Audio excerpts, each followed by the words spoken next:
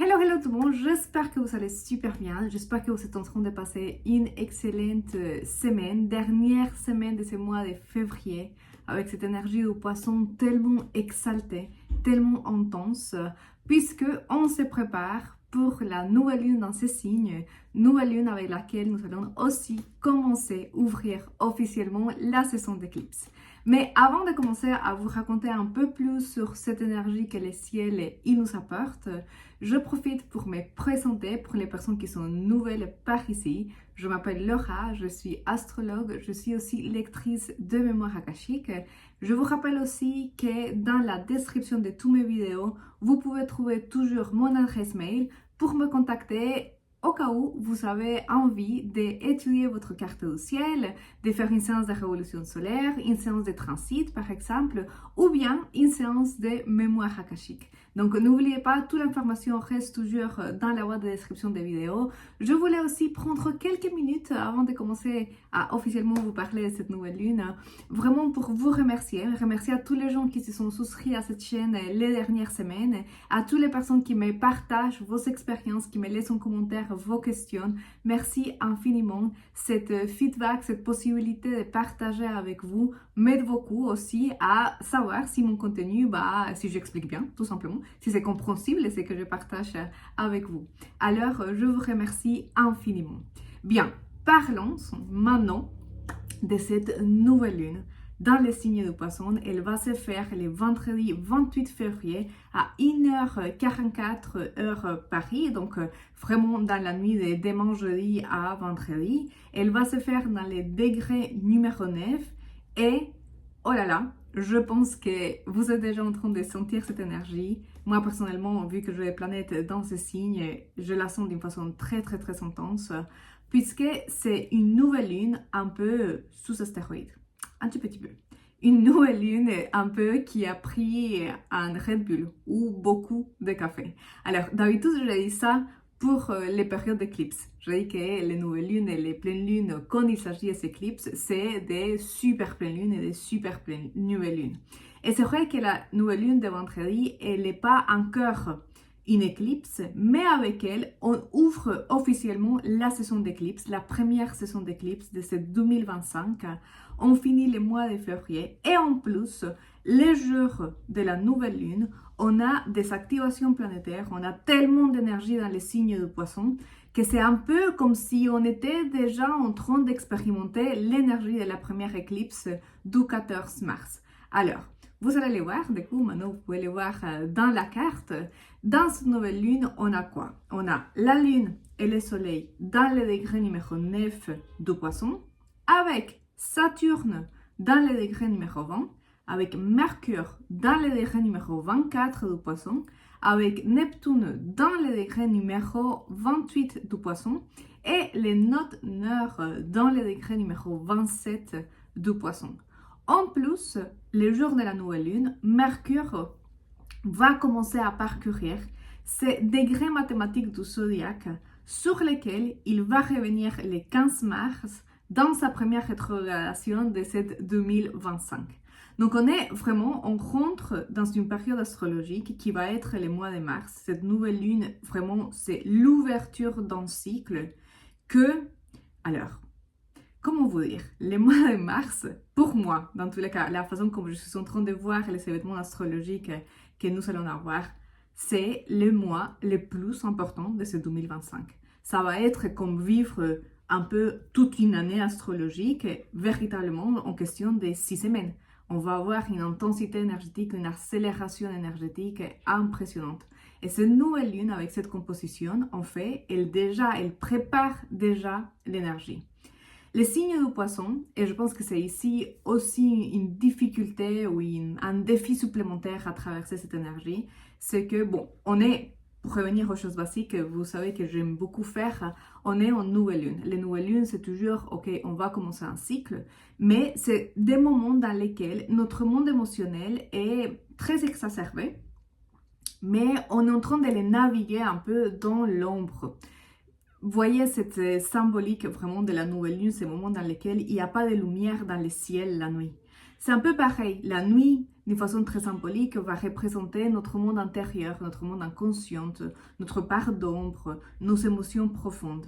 Et du coup, en période de nouvelle lune, on traverse toujours cette portail d'une certaine façon, cette portail symbolique dans lequel on est plongé dans nos émotions, on est plongé dans notre inconscient. Et malheureusement, on n'a pas une lumière qui nous permet de nous repérer, de voir clairement. Ça, c'est la grande différence avec les pleines lunes, qui ce sont des moments de projection. Donc, on peut voir, on prend conscience, on peut prendre note d'une certaine façon. Bien, la nouvelle lune, c'est un moment d'une profonde connexion. C'est une énergie qui est très subtile, mais qui parfois peut être un peu difficile à traverser précisément parce qu'il n'y a pas trop de clarté. Donc, on est déjà dans une période de mois lunaire dans lesquels les émotions sont un peu difficiles à naviguer, mais en plus, on est dans l'archétype du poisson. Poisson que fait l'océan profond. C'est lui qui nous invite à faire de la plongée profonde. Et vous savez, les 3 signes d'eau dans l'astrologie nous parlent de cette connexion avec les émotions. Et oui, on a très peur du scorpion parce que les scorpions, comme je parlais dans mes vidéos, vous savez que je l'appelle un peu les compostes émotionnels. Ils sortent toute cette part de répression. Mais d'une certaine façon, dans les signes du scorpion, on a un petit degré de conscience de ce qu'on a réprimé. On sait qu'il y a quelque chose qui se cache là. On sent d'une certaine façon que ça pulse notre côté sombre, qui ça toque, ça frappe à la porte un peu, ça nous dit ça serait bien que tu viennes travailler, c'est pas la relation avec ton père, avec ta mère, la peur que ça ragne, peu importe. Oui, toutes ces choses qui nous effrayent, mais on a un minimum de degré. On sait que ça nous effraie, on n'a pas envie d'aller les regarder, et quand le scorpion s'active, il y a les compostes émotionnels qui viennent un peu nous exploser dans la tête. Bien, avec les signes du poisson, c'est un poil plus difficile. Pourquoi? Parce que c'est l'inconscient profonde. C'est vraiment toutes ces choses qui touchent à notre monde émotionnel, dont on a gardé très peu de traces. C'est pour ça que quand on va plonger dans l'énergie du poisson, on va plonger dans une démarche de littéralement aller faire de la plongée dans l'océan intérieur de notre monde émotionnel. Et il se peut qu'on va trouver des créatures un peu bizarres qu'on ne savait pas qu'ils existaient à l'intérieur. Pensez vraiment, l'astrologie, elle se nourrit beaucoup des images de la terre, de la vie, des archétypes, de la nature. Donc pensez par exemple, si on regarde aujourd'hui combien est-ce qu'on a découvert de ce qui se passe dans l'océan profond, très peu en pourcentage. Il me semble, peut-être que je me trompe, corrigez-moi dans les commentaires parce que je ne suis pas sûre de ce que je vais dire par la suite, mais il me semble qu'on connaît beaucoup plus sur l'espace, sur le système solaire, que sur ce qui se trouve au profond de notre océan, qui est notre propre planète. Donc les poissons nous amènent à une quête de quelque chose qui est très subtil, qui est très profonde, qui a été très caché, et que le naviguer n'est pas quelque chose de très agréable. On est dans l'eau. On est dans la sensibilité, on est dans l'émotivité, on est dans les émotions à fleur de peau, on est dans être tout le temps touché partout par la vie. Mais vous savez, les poissons, quand on arrive à faire cette traversée, cet océan du monde émotionnel, en fait, il nous ramène à cette connexion avec l'univers. C'est pour ça que c'est les derniers signes du zodiaque. On revient à cette notion du chaos primordial, ces moments imaginés avant le Big Bang. Si le bélier c'est le Big Bang, c'est l'explosion de la vie, les poissons c'est vraiment ce moment, cet instant peut-être, cette inspiration de l'univers avant de faire du coup cet état dans lequel tout est là d'une certaine façon comprimé, tout existe mais tout est chaotique. Tous les éléments sont en train de tourner. On ne peut pas trouver une notion de haut, bas, gauche, droite, vers où on va se diriger. Les signes du poisson, on va l'associer aussi en astrologie à la période de gestation, quand l'enfant il est dans l'utérus maternel. Et oui, c'est qu'aussi d'une certaine façon, on est en sécurité, la vie est en train de se créer. Mais si on pouvait rentrer dans l'expérience d'un bébé qui a 4 mois, 6 mois dans le ventre de maman et qui tourne là dans le liquide de l'utérus, et peut-être il n'y a pas cette notion à nouveau de qu'est-ce qui est en haut, qu'est-ce qui est en bas, qu'est-ce qui est à ma gauche, qu'est-ce qu'il y a à ma droite. Toutes ces notions de rotation dans la matière, on les perd beaucoup dans les signes du poisson.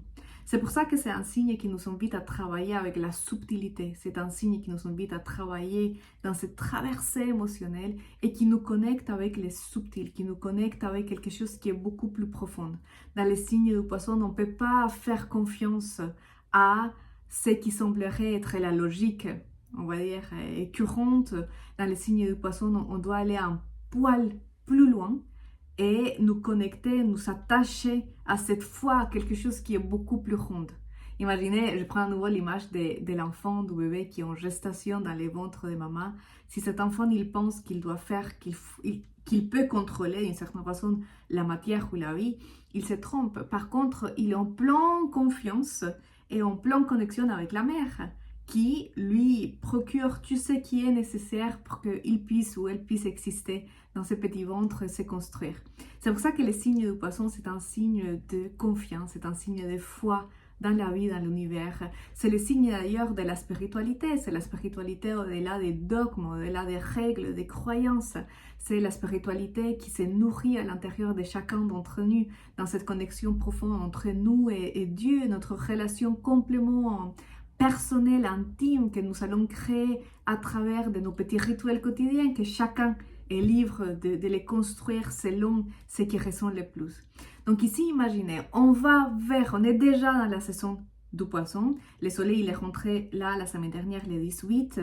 Depuis le 18, du coup, on navigue, c'est un peu comme rentrer dans l'océan par la partie, littéralement la plage un peu, on commence à rentrer, on peut toucher un cœur, on peut toucher un peu, donc on continue à marcher, l'eau elle monte, mais on continue à avoir les repères de pieds.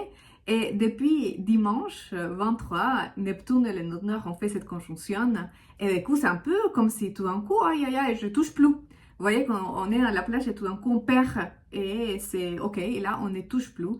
Et là on va vers cette nouvelle lune qui nous dit, et là tu es au profond. La plage est très loin, on ne voit plus la terre et on nage. On nage dans l'eau, on nage dans nos émotions. On nage et on se prépare pour cette première éclipse qui sera le 14 mars. Ne vous inquiétez pas, je vous ferai une vidéo uniquement sur cette éclipse qui va se faire dans le degré numéro 23 de la Vierge. Donc, tout ce qui est en phase dans les signes du poisson, degré numéro 23 du poisson, va être profondément actif.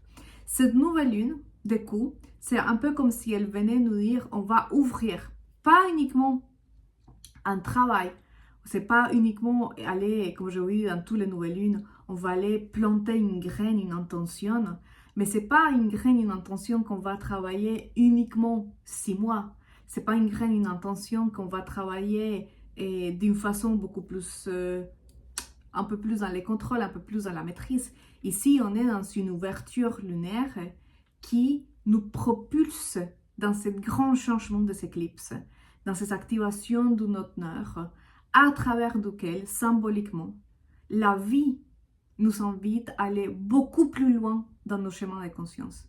Donc ici, c'est intéressant parce que cet archétype du poisson, on peut le voir comme cette plongée émotionnelle que je viens de vous expliquer, mais aussi c'est cette notion de se dire, ok, mais cette plongée, je la fais pourquoi?